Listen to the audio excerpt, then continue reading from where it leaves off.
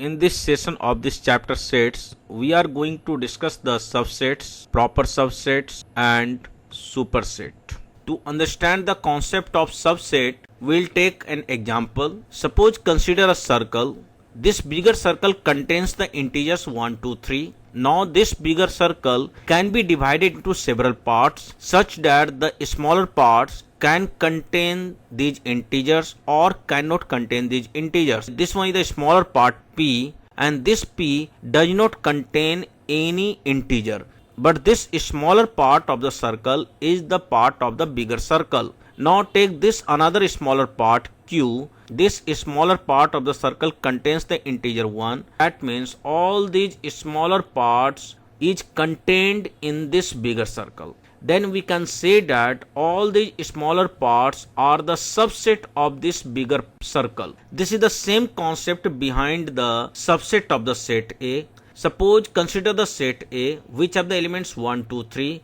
Then all the following sets are the subset of the set A. Suppose we are taking the set T that has the elements 1 and 2. These elements also contains in the set A. Hence we can say that the set T will be the subset of A. Take another example. Set U has the elements 2 and 3. These elements also contain in the set A. Hence we can say that the set U is the subset of A. Take another one. Set W has the elements 1, 2, 3. Set A also has the elements 1, 2, 3. Then we can say that the set W contains in the set A. That means set W is the subset of set A. In the similar way, we can also say that the set A is also the subset of W. Now we are going to define the subset. Suppose take a set P, and this set P is the subset of set Q. That means set P is contained in set Q. It means that every element of set P is the element of set Q. Symbolically we write down this way: P is the subset of set Q. Now if the set P is not the subset of set Q, then use this symbol. Now if set P is the subset of set Q and set Q is the subset of set P, if and only if, this notation is for if and only if P and Q both are equal sets. Now we are going to discuss some examples. We have to observe that whether the following statements are true or false. This one is the first statement. This set has the elements A and E, and this one is the set in the set builder form, and this set is the X such that X is a vowel in the English alphabet. The vowels in English alphabet are A, E, I, O, U. Now this set has the elements A and E. This set also has the elements A and E. Hence from the concept of subset, this set is the subset of this one. Hence the statement is true. Now consider another one. This set is represented in set builder form. What we can see, X is an even natural number. Even natural number which are less than 6 are 2 and 4. Hence this set has the elements 2 and 4. But this set does not have the element 4. Hence we can say that this set is not the subset of this one. That's why this statement is false. Now this one is the next type of examples. We have to write down the subsets of these sets. Now the subset of these sets are: one is the null set, another subset will have the elements only A, another subset will have the elements E, and the subset of this set will have both the elements A and E. Hence the total number of subsets of these sets will be equal to 4.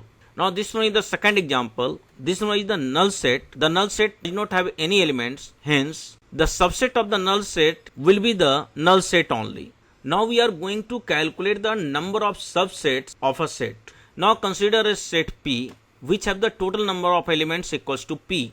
Then the number of subsets of P will be the 2 raised to the power m, where m will be the number of elements in the set P. Consider an example. A set P is represented in the set builder form. This set is the X such that X is an integer and the value of X will lie between -12 and 3. Draw a number line. On this number line, this one is the basically -12 and this one is the 3. In between there are only 3 integers. One is 0, 1 and 2. Hence the elements of the set P will be 0, 1 and 2. This set P has 3 elements. From this concept, the number of subsets of a set P will be equal to 2 raised to the power m, where m will be the total number of elements in the set. This set P has 3 elements, hence the number of subsets of P will be equal to 2 raised to the power 3. That means it will come out 8. Now consider two sets P and Q. P is the subset of Q, but P and Q are not equal. Then we can say that the set P will be the proper subset of Q, and Q is called the superset of P. Take an example. The set P has the elements A and E. Set Q has the elements A, E, I, O, U. As you can see that the set P and set Q are not equal. Set P is the subset of Q.